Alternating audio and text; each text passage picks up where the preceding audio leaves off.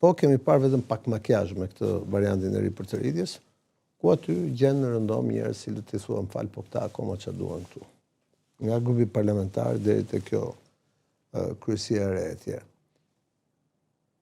Në këto kushte kemi sjelljen e Ramës, i cili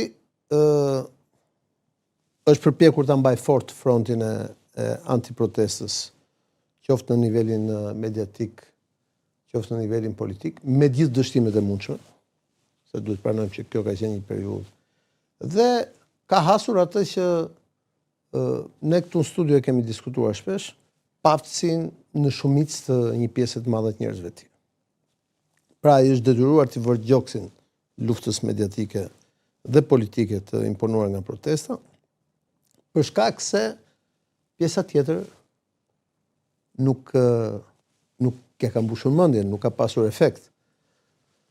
Edhe për faktin se ai e bëri qeverinë me njerëz në shumicën e vet me njerëz spanjor, cilët ishin të paaftë teknik, nuk po them që janë të paaftë teknikisht. Në profesionet e tyre. Në profesionet e tyre mund të jenë njerëz shumë të aftë. Fuqi politike di. Por të paaftë politikisht për të përballur me, se ki parasysh ministri është një institucion politik. Rama zgjodhi të kishte teknik dhe ata kanë qenë të paaftë ishin politik. Dhe vetë partia, pra Partia Socialiste, e cila është një parti tradicionale, i ka parë këta njerëz me hijen e dyshimit, në kuptimin që kush janë këta, nga ana erdhën, ne bëjmë fushatat dhe lodhim edhe këta vinë marrin pushtetin. Më kujton një shprehje të ish deputetit Paulin Sterkaj, disa vite më përpara, kur u bë zonja Elva Margariti ministre, edhe Rama kishte organizuar një staff retreat të grupit parlamentar dhe të ministrave në Vlorë, edhe për të prezantuar deputetët me ministrët e rinj, me drejtorë, disa nga personalitetet e tjerë, dhe zonja Margariti shkon dhe i afrohet Paulin Sterkës, i cili ishte në mandatin e 3-të, 4-të për deputeti, i jep dorën dhe thotë, përshëndetje ju, kush jeni? Edhe ai e shef kështu dhe thotë, unë jam ai zog pika, pra ai idiot, që dalem mbledh vota në përmalësi e fshat në fshat, që të vishti pastaj të bësh ministër të më thush po ti kush je. Dhe ky është problemi i madh që ka brenda llojit ai. Dhe në anën tjetër tash ka edhe një problem që vjen nga paranoja dhe nga kortizoli, sepse stresi bën punën e vet.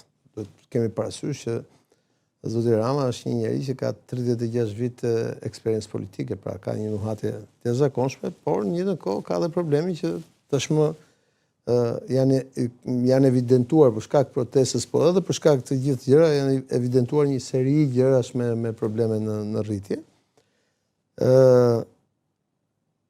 Që i duhet një ekip shumë i fortë, i duhet një ekip shumë i aftë, po nga ana tjetër ai është në pozitat e Krishtit, tek darka e fundit. Ai i ka arrestuar aty, ata në një anë duken si dishepuj, pra pasues. Po në anën tjetër është duke parë kush është ai që do ta tradhtojë më parë, pra kush do jetë Juda. Në gjysmën e kohës i duken të gjithë Juda, në gjysmën e kohës i duken dishepuj. Pra ai e shef Taulantin si Shëmpjetri, që do mbi gjurmën e Ramës do ndërtoj atë do lërë gjurmën për jetën e Shqipërisë në drejtimin e Ramës dhe të Partisë Socialiste, po në njëjtën kohë Shëmpjetri është ai që e mohoi Krishtin 3 herë duke gjuetur me gur dhe i thotë ti do më mohosh i pari. Pastaj shef gjithë ata të tjerë, domethënë. E shef edhe Maria Magdalenën, e cila i shef me dyshim gjithë të tjerët. Deri për të mbërritur tek Juda, ku kandidati për Juda aty është me shumicë, secili nga ata është edhe kandidati për Judë. Kështu që nga kjo pikpamje, duhet kuptojmë që kjo protestë ka prodhuar shumë, nuk ka prodhuar pak. Pra, ata njerëz që thonë që çka ka prodhuar protesta sepse qeverisja është po ajo etj. Mos prisnin që dolën njerëzit 1 muaj, 2 muaj shesh dhe do iknin këta do e fusnin brapet, se nuk funksionon ashtu. Por ka ndryshuar edhe natyrën e opozitës. Unë shoh debatet në parlament, për shembull. Opozita në parlament ka filluar çkundet, po jo se ka hallin e socialistëve, po se ka hallin atyre që janë në rrugë.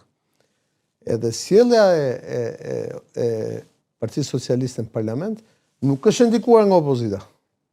Ata mundohen të bëjnë debate kështu me njëri tjetrin. Në fakt është ndikuar nga njerëzit në rrugë dhe nga qëndrimet në mediat ndërkombëtare, të cilat duhet të thënë për hir të vërtetës se ka mbajtur Shqipërinë këto 2 muaj në qendër të vëmendjes, pavarësisht se Shqipëria nuk është thyer një xham. Duhet thënë që ekziston një shprehje, të cilën zoti Rama e di mirë. Çfarë të vret të bën më të fortë. Por Është rasti? jo. Tash është rasti për të parë se çfarë ndryshimesh do bëj. Se nuk është vetëm çështja e ndryshimi emrash. Rama ka ndryshuar shumë emra. Dhe Rama e di një gjë shumë mirë. Që po të mos jetë Rama, ata gjithë bashkë nuk e bëjnë dot vezën dhe ikin brenda